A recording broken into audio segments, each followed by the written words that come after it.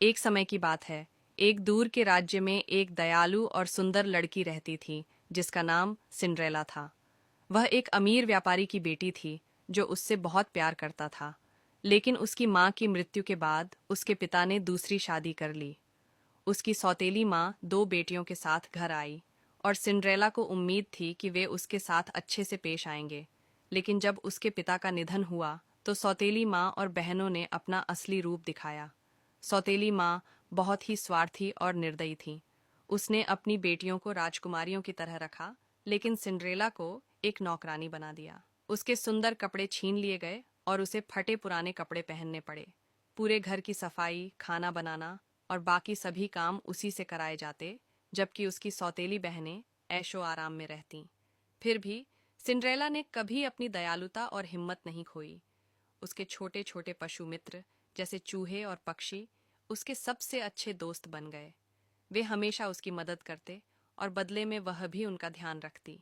एक दिन राज्य में यह घोषणा हुई कि राजा अपने बेटे के लिए एक भव्य राजकीय समारोह बॉल का आयोजन कर रहे हैं, जहां सभी युवतियां आमंत्रित थीं। सिंड्रेला भी जाना चाहती थी, लेकिन उसकी सौतेली माँ ने उसे रोक दिया। सिंड्रेला ने अपनी पुरानी माँ की एक ड्रेस को खुद सिलकर नया रूप दिया, लेकिन जब उसकी सौतेली बहनों ने इसे देखा तो उन्होंने जलन में उसकी ड्रेस फाड़ दी और उसे मजाक बनाकर छोड़ दिया। सिंड्रेला बहुत दुखी होकर बगीचे में जाकर रोने लगी। तभी अचानक एक सुनहरी रोशनी फैली और एक मीठी आवाज आई। वह उसकी परी गॉड मदर थी। उसने सिंड्रेला को दिलासा दिया और अपनी जादू की छड़ी घुमाते ही चमत्कार कर दिया। उसकी फटी पुरानी ड्रेस एक सुंदर चमचमाते गाउन में बदल गई। उसके पैरों में कांच की खूबसूरत चप्पलें आ गईं और एक कद्दू भव्य रथ में बदल गया। चूहे घोड़े बन गए और कुत्ता एक रथ चालक। जाने से पहले परी गॉड मदर ने उसे चेतावनी दी, याद रखना, ये जादू सिर्फ आधी रात तक रहेगा। जैसे ही घड़ी 12 बजाएगी सब कुछ पहले जैसा हो जाएगा। सिंड्रेला खुशी खुशी महल पहुंची। वहां हर किसी की नजर उसी पर थी। राजकुमार, जो अब तक बाकी सभी युवतियों से बोर हो चुका था, पहली ही नजर में सिंड्रेला की सुंदरता और सादगी पर मोहित हो गया। उसने तुरंत उसे नृत्य के लिए बुलाया। दोनों ने पूरी रात साथ बिताई, मानो समय थम गया हो। लेकिन जैसे ही घड़ी ने 12 बजाए, सिंड्रेला को परी गॉडमदर की चेतावनी याद आ गई। वह तेजी से महल से बाहर भागी, पर जल्दबाजी में उसकी एक कांच की चप्पल सीढ़ियों पर गिर गई। वह बिना रुके अपने घर लौट आई और कुछ ही क्षणों में सब कुछ पहले जैसा हो गया। रथ कद्दू बन गया, घोड़े चूहे और गाउन फिर से फटे पुराने कपड़ों में बदल गया।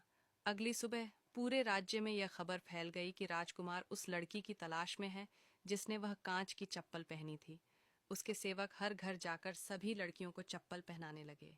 जब वे सिंड्रेला के घर पहुंचे तो उसकी सौतेली माँ ने उसे अटारी छोटे कमरे में बंद कर दिया ताकि वह कोशिश ही न कर सके। सौतेली बहनें चप्पल पहनने की कोशिश करती रहीं, लेकिन उनकी बड़ी बड़ी टांगों में वह फिट ही नहीं हुई। उसी वक्त सिंड्रेला के पशु मित्रों ने उसे बाहर निकालने में मदद की।